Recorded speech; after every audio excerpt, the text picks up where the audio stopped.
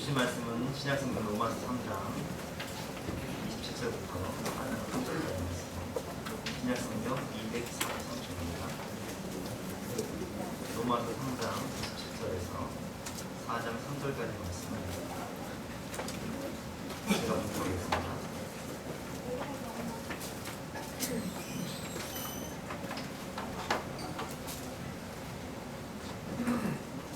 로마서 3장 27절에서 4장 3절까지 말씀입니다. 신약성경 243쪽입니다.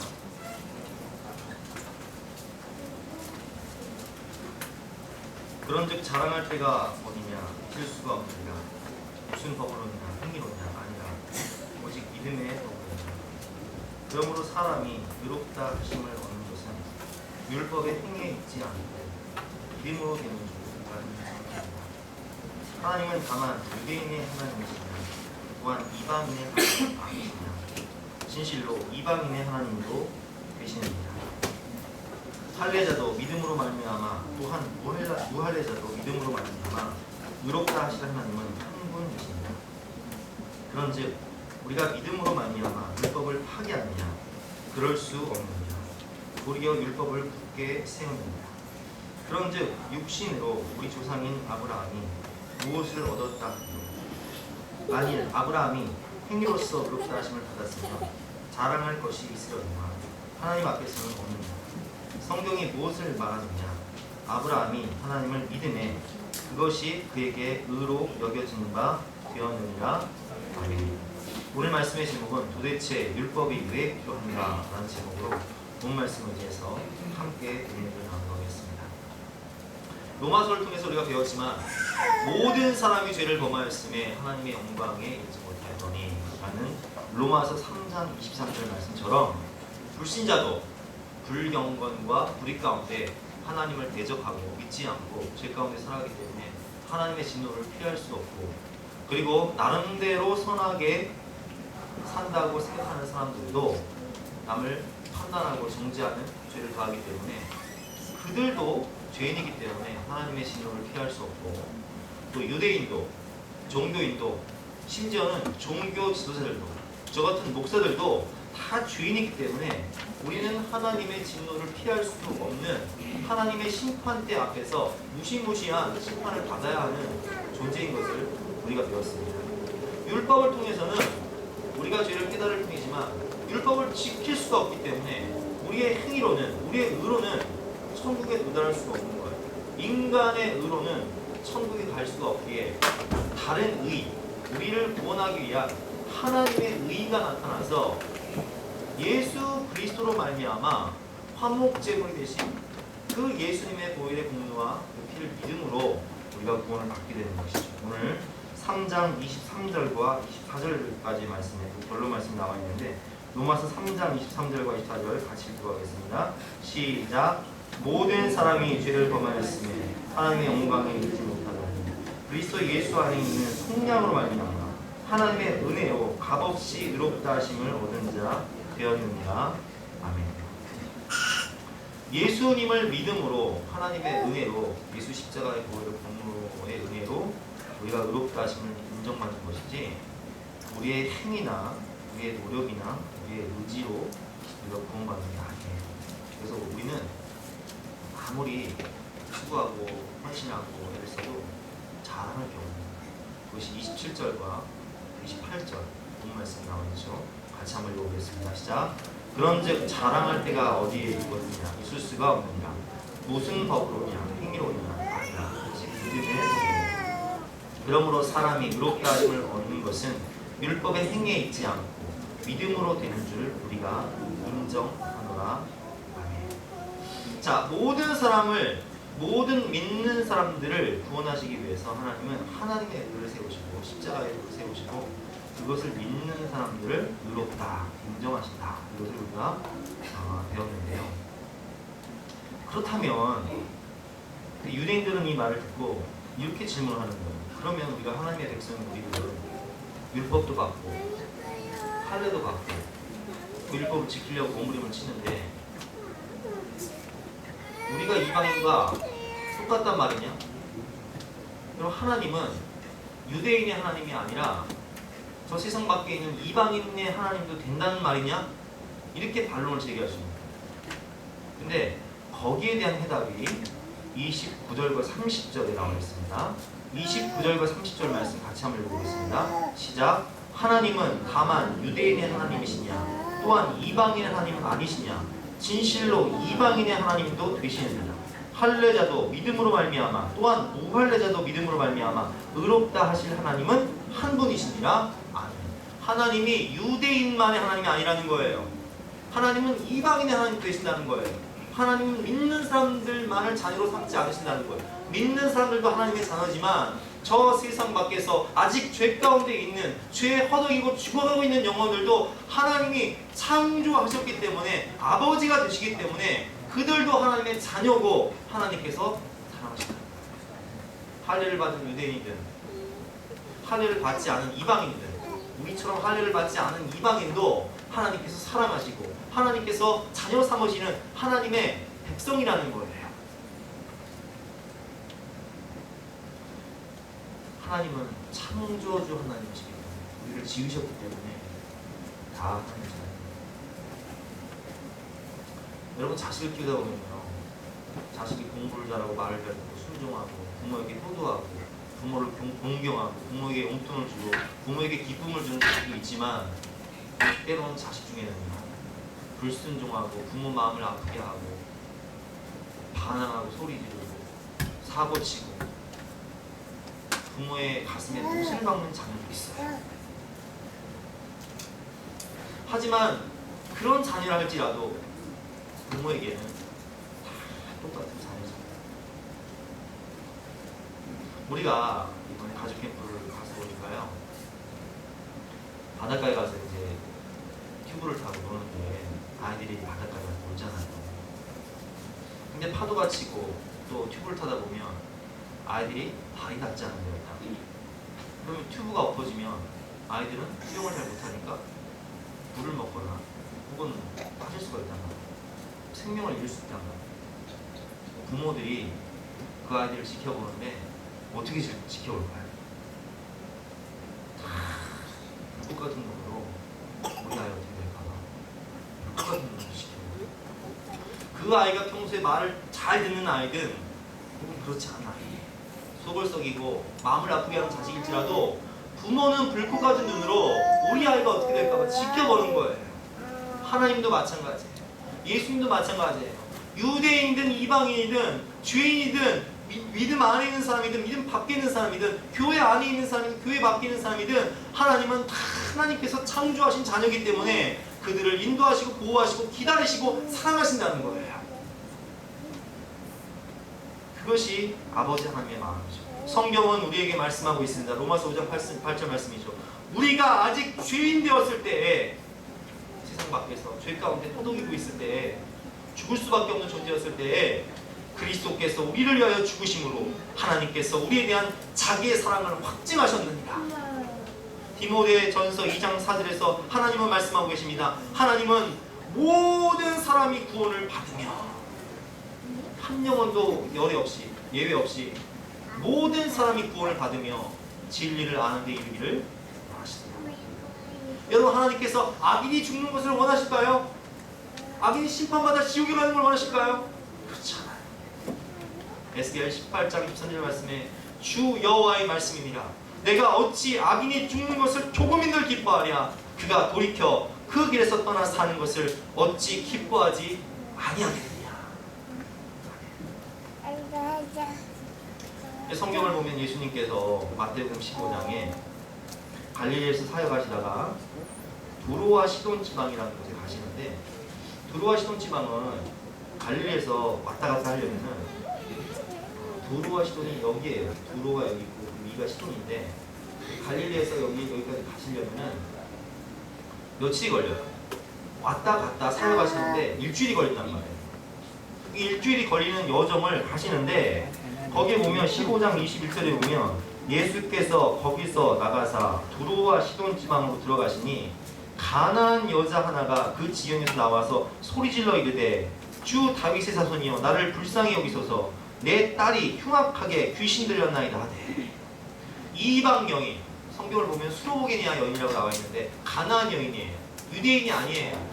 가나안 문화 가운데 살았던 여인이고 이방 여인이고 수로보게니아 여인이란 말이에요. 근데 이 여인에게 귀신 들린 딸이 있는데 이 귀신 들려서 딸이 삶이 황폐해지니까 이 어머니가 예수님의 소문을 듣고 어떻게든 고쳐보고자 이 어린 딸을 데리고 예수님께 나왔어요.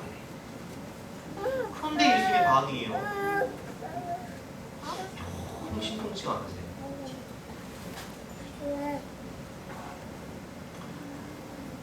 가나안 여자가 그 지경에 나와서 소리질러 이르되 주 다윗의 자손이여 나를 불쌍히 여기소서 얘 딸이 흉악하게 귀신 들렸나이다 하되 예수는 한 말씀도 대답하지 아니하시니 제자들이 와서 청하여 말하되 그 여자가 우리 뒤에서 소리를 지르오니 그를 보내소서. 이 여자가 계속 고쳐달라고 시끄럽게 하지 않습니까? 예수님 빨리 고쳐서 좀 보내주시지요 라고 말씀을 하니까 예수께서 대답하여 이르시되 나는 이스라엘 집에 잃어버린 양 외에는 다른 데로 보내심을 받지 아니하노라. 이게 무슨 말씀이에요? 나는 이스라엘 집에 잃어버린 양, 유대인이 아니지 않느냐? 유대인을 구하러 왔지 이스라엘 밖에 있는 가나안 여인이지 않느냐? 나는 이스라엘 집에 잃어버린 어린 양 외에는 다른 데로 보내심을 받지 아니하노라. 이렇게 말씀을 하시는 거예요. 자, 이 정도 되면 여러분들 자존심이 있어요, 없어요? 사람 무시하는데 민족이 다르다고 이방인이라고 무시하는데 이쯤 되면 어떻게 해야 돼요? 아 진짜 자존심 상해. 치사해서 아이 네 와 네 펄 부려서야 되는 거 아니에요? 그런데 여자가 와서 예수께 절하며 이르되 절을 하는 거예요. 예수께 절하며 이르되 주여 저를 도와주세요. 주여 저를 보소서. 나를 불쌍히 여기소서. 이렇게 사정을 하는 거예요. 그러면 우리 사랑이 많으신 예수님 이 정도 되면 좀 고쳐줘야 되는데 그 다음 구절을 보면 대답하여 이르시되 자녀의 떡을 취하여 개들에게 던짐이 마땅하지 아니하니라. 이 여자를 지금 뭐 취급하고 있는 거예요? 개 취급하고 있는 거예요. 자녀의 떡을 취하여 개들에게 던짐이 마땅하지 아니하니라. 자녀는 누구예요? 유대인이에요. 개는 누구예요? 이방인이에요. 이게 당시 유대인들의 생각이었어요. 여러분 이쯤 되면 여러분 당신들이 지금 뭐 취급당하고 있는 거예요? 취급당하고 있는 거예요. 그러면 여러분 어떻게 해야 돼요? 더 이상 견딜 수 없는 거잖아요. 근데 이 여인은 거기서 다시 한번 이렇게 얘기합니다. 주여, 주님이라고 해요. 주님, 볼수이다마는 개들도 자기 주인의 상에서 떨어지는 부스러기를 먹지 않습니까? 내 주님, 난 이방인에 불과하고 개 같은 존재일 수 있지만 부스러기의 은혜라도 주시옵소서. 그렇습니다. 저는 개입니다. 그러나 저는 개일지라도 주님을, 하나님을, 예수님을 왕으로 모시는 그런 존재이오니 부스러기의 은혜라도 주시옵소서. 이렇게 얘기합니다. 사실 예수님께서 이 여인을 시험하신 거예요. 예수님 말씀하십니다. 이에 예수께서 대답하여 이르시되 여자여 내 믿음이 크도다. 내 소원대로 되리라 하시니 그때로부터 그의 딸이 나으니라. 근데 그 다음 구절을 보면요, 제가 성경을 찾아보니까 그 다음 구절이 뭐냐면 예수께서 거기서 떠나사 갈릴리 호숫가에 이르러 산에 올라가 거기 앉으셨다라는 말씀인데, 그러면 여러분 한번 생각해 봅시다. 갈릴리에서 사역하시던 예수님이 두로와 시돈 지방에 가셔서 또 오신 그 시간이 일주일이었는데 일주일 동안 하신 일이 뭐예요? 성경을 보면 딱 그 여자의 딸 고쳐줍니다. 그거 하나만 배웠어요. 그럼 우리 예수님이 뭐 하러 그 긴 여행을 가신 거예요? 그 여자 딸 고쳐줍니다. 그 여자는 누구예요? 수로보게니아 가나안. 이 예수님 이 예수님 사랑합니다. 우리가 얼핏 보면 이게 유대인들이 오해하고 있잖아요. 이방인들 개 취급하고 사람 취급 안 하고 무시하고 멸시하고. 그러나 우리 예수님은 세상 밖에 있는 이방인들도 사랑하신다는, 기다리신다는 거예요. 믿음을 보신다는 거예요. 제가 이제 평생 동안 죄 가운데 살다가 숨이 꼴딱꼴딱 넘어가는 그런 말기암 환자 가운데 있는 분들은 가끔 가족들의 요청으로 가서 복음을 전하고 병상세례를 들 때가 있는데, 그 죽어가는 분들이 예수님을 구주로 영접하고 돌아보면 뭐 교회에 출석도 한번 안 해보고 평생 하나님 마음 아프게 하고 죄 가운데 대적하는 영혼들인데, 그럼에도 불구하고 그 영혼들을 세례를 줄 때는요, 성령께서 늘 저에게 말씀하세요. 이는 내 사랑하는 아들이다. 내 중요한 자다. 그 영혼도 하나님께서 사랑하시고 천국 백성으로 받으시길 기뻐하시다. 그래서 여러분, 우리는 돌이켜보면요, 우리가 예수를 믿기 전에 혹은 예수님을 떠나서 세상 가운데 방황할 때, 신앙생활을 하기 전이나 아니면 신앙생활을 하다가 실족해서 방황하고 있을 때에도 우리 주님은요, 우리를 한순간도 잊지 않으신다. 기다리시고 보호하시고 사랑하신다. 누가복음 15장에 보면 잃어버린 아들, 둘째 아들이 재산을 팍 탕진하고 창기와 함께 술 마시면서 탕진하고 돼지가 먹는 쥐업 열매를 먹으면서 거지가 돼서 돌아오잖아요. 그럼에도 불구하고 아버지는 그 아들을 애타게 기다렸어요. 아들이 먼 곳에 오는데 아버지가 벗은 발로 달려가서 아들을 안고 기뻐하면서 아들을 위해서 잔치를 베풀고 신발을 신겨주고 옷을 입혀주면서 가락지를 끼워준다는 것은 아들의 신분을 회복시켜준다는 거예요.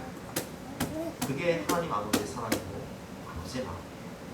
우리가 세상 가운데 하나님을 떠나 있을 때에도, 주님을 믿기 전에 사망의 음침한 골짜기로 지날지라도 주님을 불쌍히 여기시고 우리를 보호하시고 우리를 인도하길 원하시고, 사람이 마음으로 자기의 길을 계획할지라도 그 걸음을 인도하셔서 사망의 길을 막으시고 생명의 길로 우리의 길로 인도하신다는 거예요. 그게 하나님 사랑이에요. 그럼 여러분, 하나님께서 나만 그렇게 사랑하실까요? 그렇잖아요.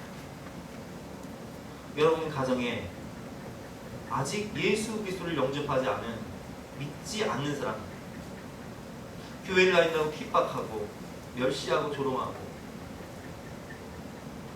신앙생활을 걸 박해하는 그분들도 하나님은 사랑하시고 기다리시고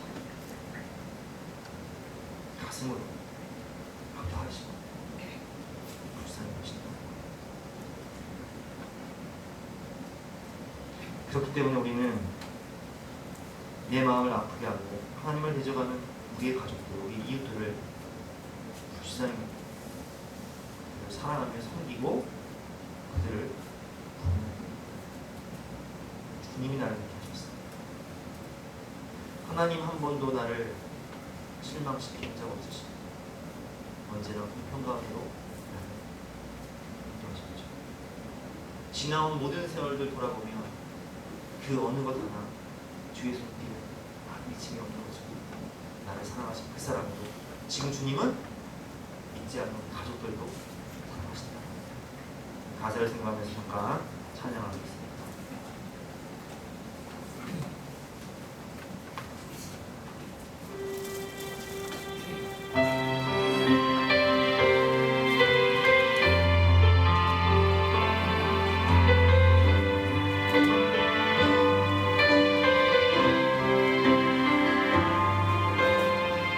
하나님 한 번도 나를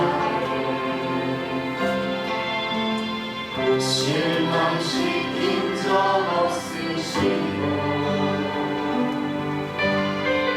언제나 공평과 은혜로 나를 지키셨네.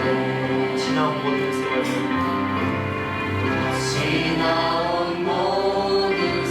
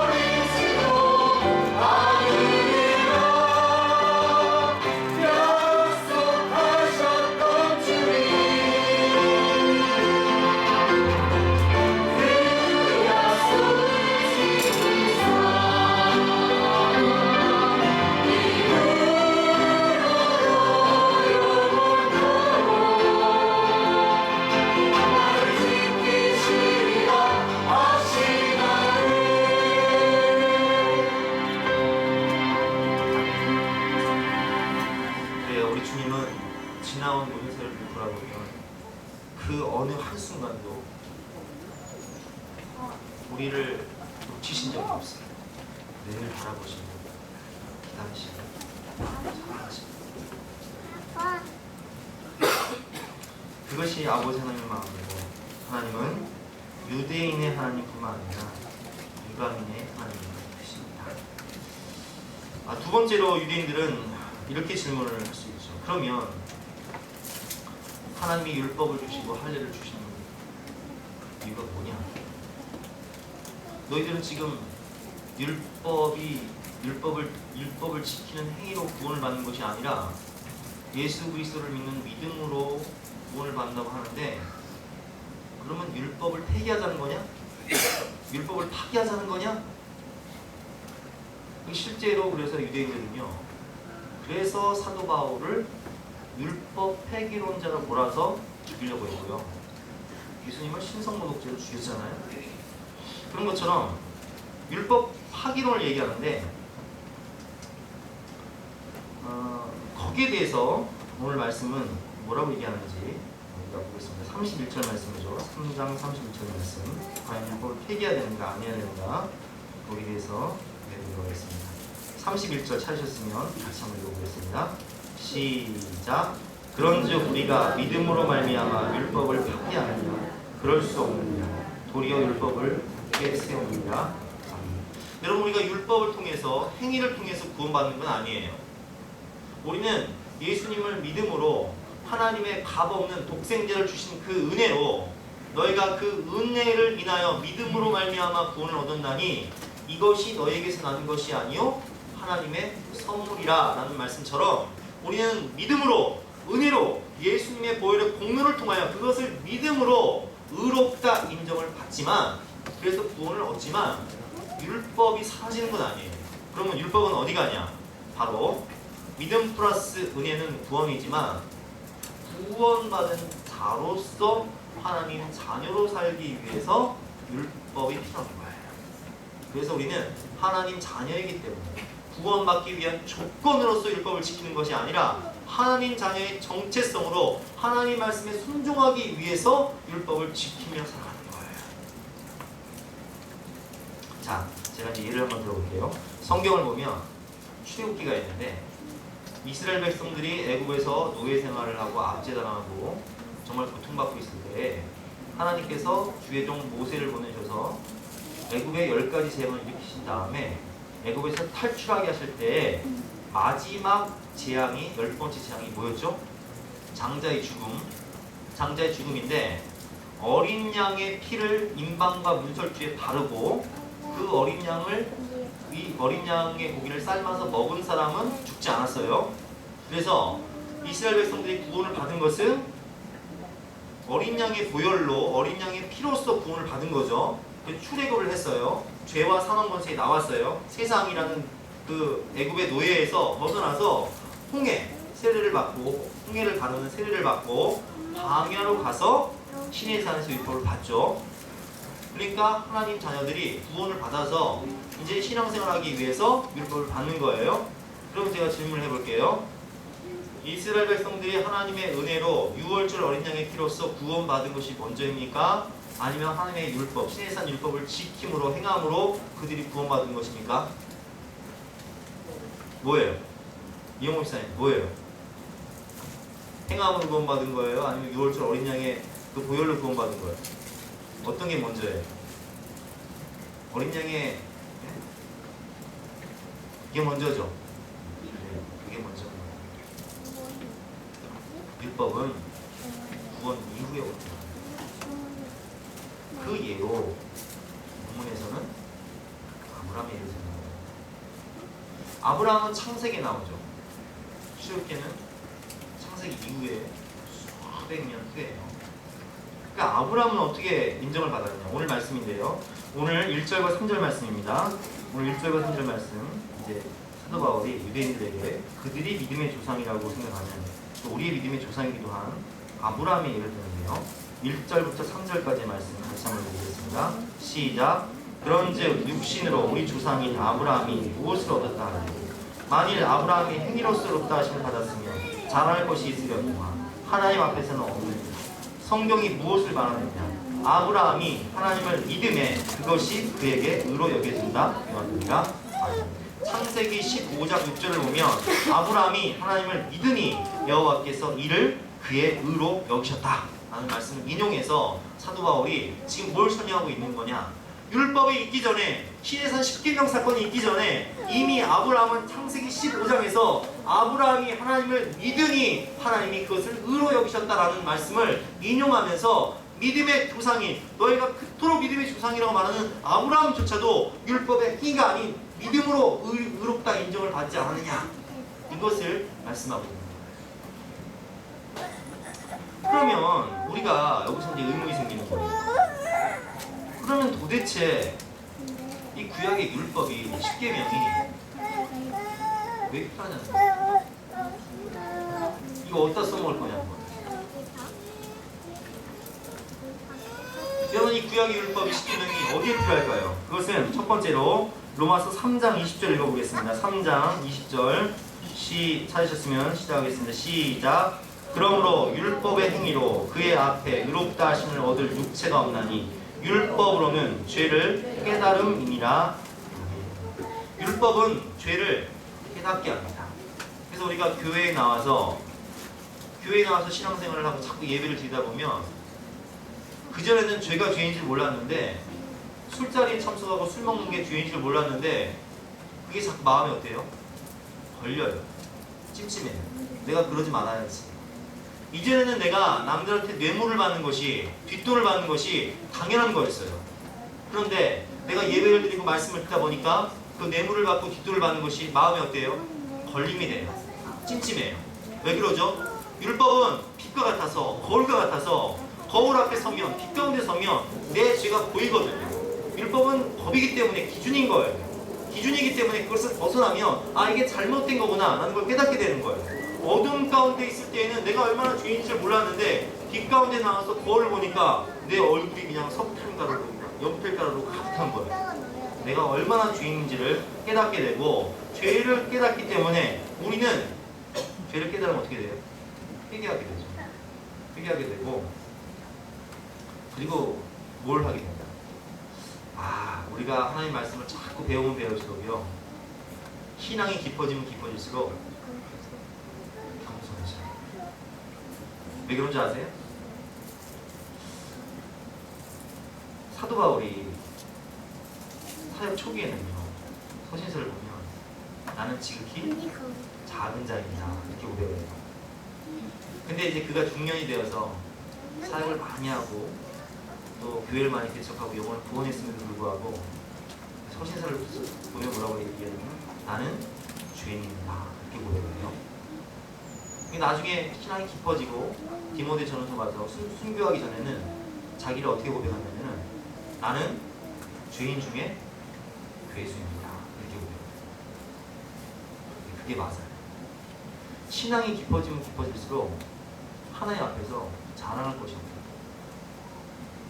영의 눈이 열리면 열릴수록 내가 얼마나 죄인이었는지가 보여져요. 사도 바울은 신앙이 깊어지면 깊어질수록 자기가 얼마나 죄인인지를 깨닫게 되어서, 사실 사도 바울은 스데반 순교할 때 주동했던 사람이잖아요. 예수 믿는 사람들 다 잡아 죽이던 사람이었어요. 자기가 아무리 많이 교회를 개척하고 영혼을 보냈어도 이전의 자기를 생각하면, 영의 눈이 열려서 깨닫게 되면 아, 나는 정말 지옥의 불쏘시 같은 존재입니다. 하나님 나를 구원하셔서 하나님의 종으로 사도 삼아주신 그 은혜가 너무나 크기 때문에 자기의 행위나 수고나 노력을 자랑할 수가 없어요. 본문 27절 말씀이 나와 있죠. 3장 27절 말씀 같이 한번 읽어보겠습니다. 시작. 그런즉 자랑할 때가 어디냐? 있을 수가 없느니라. 무슨 법으로냐? 행위로냐? 아니라 오직 믿음의 법으로다. 자랑할 데가 없는 거예요. 자랑할 게 있을 수가 없는 거예요. 그저 주님께서 하라 하신 거 다 순종한 후에 무익한 종이 되어서 내가 아무리 수고하고 헌신했어도 주님, 나는 무익한 종입니다. 다만 내가 하여야 할 일을 했을 뿐입니다 라고 말할 수 있는 사람들, 그것이 신앙이 성숙한 사람입니다. 두 번째로 율법의 역할은 죄를 억제하는 기능이죠. 법이 있어야 범죄가 줄어드는 거예요. 이번에 우리가 가족 수련회를 주문진으로 갔었는데 한계령의 그 오색약수터를 가기 위해서 갈 때는 경춘고속도로를 타고요. 올 때는 영동고속도로를 타는데 고속도로를 타다 보니까 아주 그냥 구간마다 그 과속 카메라, 과속을 단속하는 카메라가 탁탁 있는 거예요.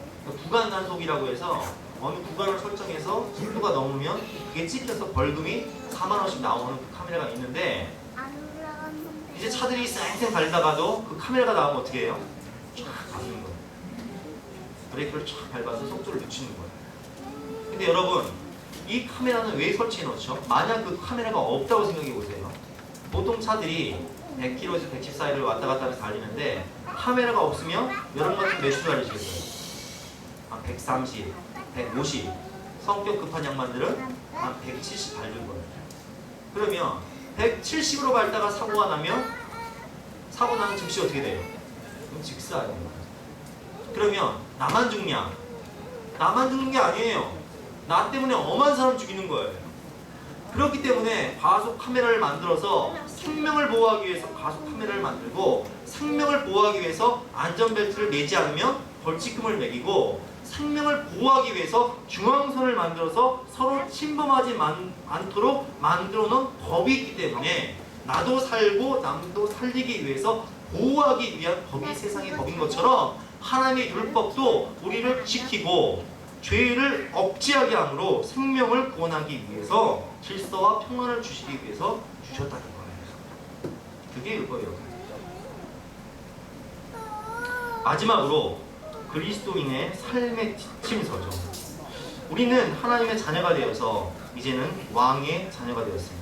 하나님은 만왕의 왕이시고 우리는 그 만왕의 왕이신 하나님의 자녀가 되었기 때문에 우리는 더 이상 소속과 신분이 죄의 노예, 세상에 그 물질 따라 살던 거지 근성이 아니라 왕의 자녀로서의 새로운 정체성과 자존감을 가지고 살아야 된다는 거예요. 한 나라에 왕이 왕자를 낳았는데 그 왕자가 3살, 4살 때쯤 그 나라에 반란이 일어나는 거예요. 반란군이 막 성에 쳐들어오니까 유모가 급한 마음에 이 왕자를 살리기 위해서 도망을 갔는데 왕도 도망을 가고 유모도 도망을 갔는데 길이 엇갈려서 서로 헤어지게 된 거예요. 근데 유모는 우여곡절 끝에 고생을 하다가 죽고 왕자만 어린 나이에 동물원이 남겨졌는데 이 아이가 어디에 들어갔냐? 길거리 노숙자가 되어서 어린 나이에 살다 보니까 거지들이 이 어린애를 데려다가 앵벌을 시킨 거예요. 그렇게 10년을 살았어요. 이 아이는 왕자였지만 자기가 거지가 되어서 10년 동안 거지 근성을 가지고 앵벌을 하면서 살게 되었는데 세월이 지나서 다시 왕이 자기의 군대를 재정비해서 콘테트를 지나가고 그리고 수소문을 내서 왕자를 찾았어요. 근데 찾고 보니까 이 아이가 지금 뭐예요? 거지예요. 거지 근성을 가지고 있어. 하지만 왕이 이 아이를 찾았기 때문에 신부는 뭐가 되는 거예요? 왕자가 되는 거예요. 그러면 왕자가 된 이 아이, 이제 10대 초중반이 된 이 아이가 거지처럼 거지 근성을 가지고 앵벌을 하며 살면 되는 거예요? 안 되는 거예요? 안 되기 때문에 몽학 성생과도 같은 가정교사를 붙여줘서 왕자로서 살 수 있는 품위 있는 교육을, 왕자로서 살 수 있는 그런 교육을 가르쳐 주는 것이 뭐냐? 그것이 바로 율법이라는 거예요. 하나님 자녀로서 살 수 있는 몽학 선생 역할을 하는 것이 바로 율법. 거지 근성을 버리고 하나님 자녀로서 당당하게 살 수 있는 그런 삶의 지침서가 바로 율법이라는 거예요. 그래서 여러분, 하나님의 율법은요, 우리가 지키면 지킬수록 나도 살고 남도 사는 거예요. 하나님 말씀을 보면요, 추수를 할 때 반 모퉁이를 남겨두라고 되어 있거든요. 이삭이 떨어지면 줍지를 말아라 이렇게 되어 있거든요. 왜 그러냐? 추수할 때 반 모퉁이를 남겨두고 이삭을 남겨둬야 가난한 자들, 모아나 과부나 나그네가 그것을 주워 먹을 수 있는 부스러기에 있다는 거예요. 여러분, 우리가 지금 평범하게 살기 때문에 고난을 당하지 않고 여러분의 삶이 잘 나가고 수입도 뭐 많으시고 문제가 없으시면 그런 걸 못 느끼시겠지만 여러분 인생은 모릅니다. 때로는 우리가 환난을 당하고 어려움을 당해서 나그네가 될 수 있고 부하가 될 수 있고 과부가 될 수 있는데 그때 하나님의 법은 그런 생명을 살리기 위해서 그 법을 만들어 놓으십니다. 즉 나도 살고 나도 살리기 위한 법이 하나님의 법입니다. 여러분 우리가 원수를 사랑하라 라는 율법이 있는데 원수를 왜 사랑해야 되는지 아세요? 원수를 안 사랑하면 복을 내가 품고 살기 때문에 원수가 죽어요? 내가 죽어요? 원수를 안 사랑하고 미워하고 증오하면 원수가 죽습니까? 내가 죽습니까? 복을 내가 품고 있으니까 내가 죽어요. 남을 죽이는 게 아니라 내가 죽어요. 그런데 원수를 사랑하면 그 독이 빠지기 때문에 나도 살고 원수 사는 것이 하나님의 원리입니다. 하나님은 우리를 사랑하시기 때문에 나도 살고 남도 살는 인생을 살게 하기 위해서 하나님의 법을 그런 율법을 주십니다. 예수님도 율법을 폐하러 온 것이 아니라 완전하게 하려 함이다 라고 말씀하셨죠. 마태복음 5장 17절에서 19절 말씀 같이 한번 읽어보도록 하겠습니다. 앞에 있으니까요. 앞에 보시고 그냥 같이 읽을게요. 자, 시작. 내가 율법이나 선지자를 폐하러 온 줄로 생각하지 마라. 폐하러 온 것이 아니라 완전하게 하려. 진실로 너희에게 이르노니 천지가 없어지기 전에 율법의 1.1획도 결코 없어지지 아니하고 다이니라. 그러므로 누구든지 이 계명 중에 지극히 작은 것 하나라도 버리고 또 그같이 사람을 가리키는 자는 천국에서 지극히 작다 일컬음을 받을 것이요 누군지 이를 행하며 가르치는 자는 천국에서 크다 일컬음을 받으리라. 아멘. 율법을 폐하러 오신 것이 아니라 율법을 완성하시기 위해서. 우리는 구원받기 위한 조건으로 율법을 지키는 거 아니에요. 왜 지키냐? 영혼을 살리기 위해서, 왕자의 품위를 가지고 살기 위해서, 하나님을 기쁘시게 하기 위해서 하나님의 말씀을 지켜야 돼요. 이게 율법이죠. 그러므로 여러분, 하나님이 주신 복음서도 중요하지만 하나님이 우리에게 주신 구약의 말씀도 생명처럼 여기고 또한 순종해야 됩니다. 그것을 안 순종한다고 구원을 못 받는 것은 아니지만 구원하기 위해서, 영혼을 살리기 위해서 순종해야 하는 것입니다. 우리 함께 주님 말씀에 순종할 수 있도록 하나님 말씀하시면 내가 어디를 가든지 순종하겠습니다. 결단한 마음으로 함께 찬양하도록 하겠습니다.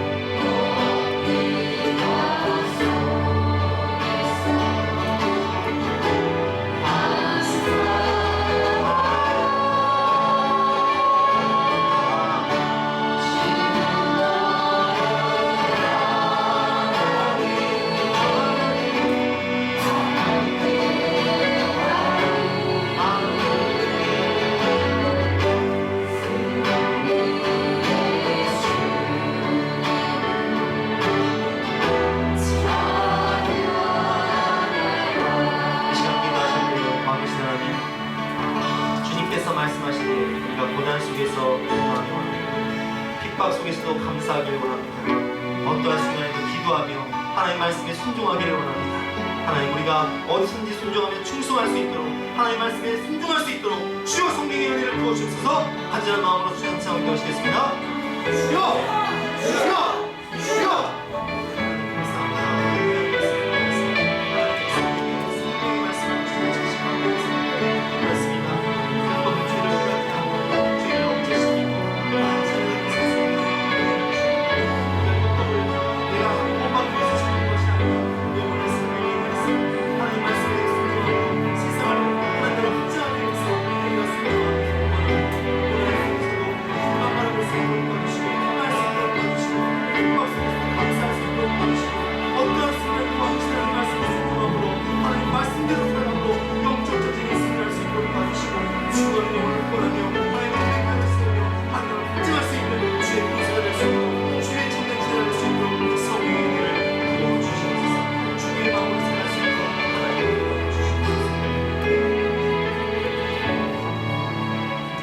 하나님, 오늘도 귀한 말씀을 주시니 감사합니다. 하나님 아버지의 마음으로 오늘도 교회 밖에 있는 영혼, 죄 가운데 있는 죽어져가는 영혼들을 사랑하며 섬길 수 있도록 도와주시고, 그 영혼들의 구원을 위해서 기도할 수 있는 우리가 될 수 있도록, 아버지의 마음으로 순종할 수 있는 우리가 될 수 있도록 은혜를 베풀어 주시옵소서. 주님 말씀하시면 가라 하시면 가고, 멈추라 하시면 멈추는 인생, 성령의 인도하심을 따라, 말씀의 인도하심을 따라 순종하며 충성하며 하나님께 영광 돌릴 수 있는 우리 모두가 될 수 있도록 주여 성령의 이름을 부어 주시옵소서. 감사드리며 거룩하신 예수의 이름으로 기도드렸사옵니다. 다같이 나서 결단 찬송 204장 찬송하겠습니다.